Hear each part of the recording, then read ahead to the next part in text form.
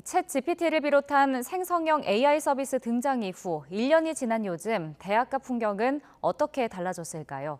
어려운 과제 준비는 물론이고 여행과 연애 상담까지 받을 정도로 의존하고 있지만 여전히 틀린 답변도 많아 주의가 필요하다고 합니다. 윤태인 기자가 보도합니다.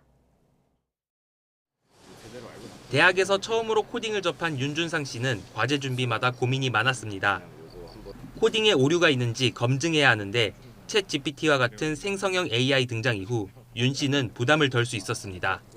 이제 챗 GPT가 그 코드에서 조금 아쉬운 부분이라든지 오류가 날 만한 부분 아니면 조금 더 효율적으로 쓸 수 있는 부분들을 이렇게 추천을 해주는 느낌으로. 복잡한 개념을 쉽게 정리해야 하는 대학원생에게도 생성형 AI는 연구 활동에 유용합니다.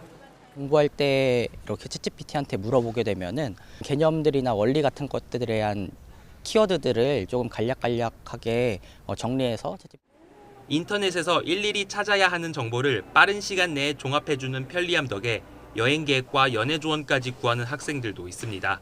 태국으로 여행 갈 예정인데 날씨가 어떻게 되는지를 챗GPT로 물어본 적이 있어.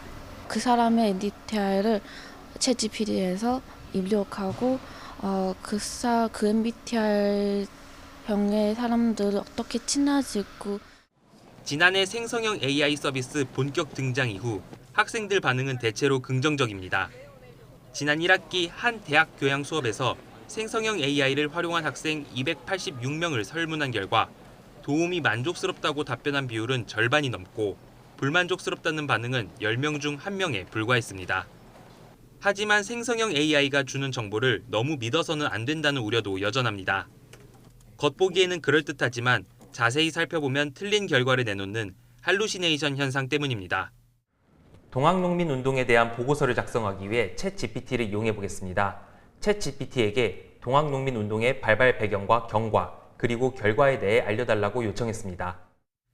2차례에 걸쳐 물어봤는데 챗 GPT는 일어난 연도와 중심이 된 인물, 배경에서 틀린 결과를 제공한 것으로 나타났습니다.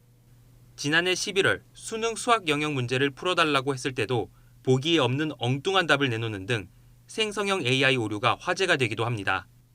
하지만 결과를 의심하는 학생들은 많지 않습니다. 실제로 의심스러운 부분만 사실 확인을 했다는 학생의 비율은 36.5%, 답변 전체에 대해 사실 확인을 한 학생은 18.3%에 그쳤습니다. 전문가들은 학생들이 생성형 AI를 활용한다면 결과를 반드시 검증해야 된다고 조언합니다. 사실은 챗GPT가 내놓는 대답들 중에 사실은 좀 가치 부분에서 편향된 정보를 내놓기도 합니다. 반드시 객관적으로 정보를 검증하는 능력이 동반되어야 됩니다. 생성형 AI가 보편화된 시대에 정보 수집은 더욱 쉬워졌지만 그만큼 검증과 활용 책임은 더욱 중요해졌습니다. YTN 윤태인입니다.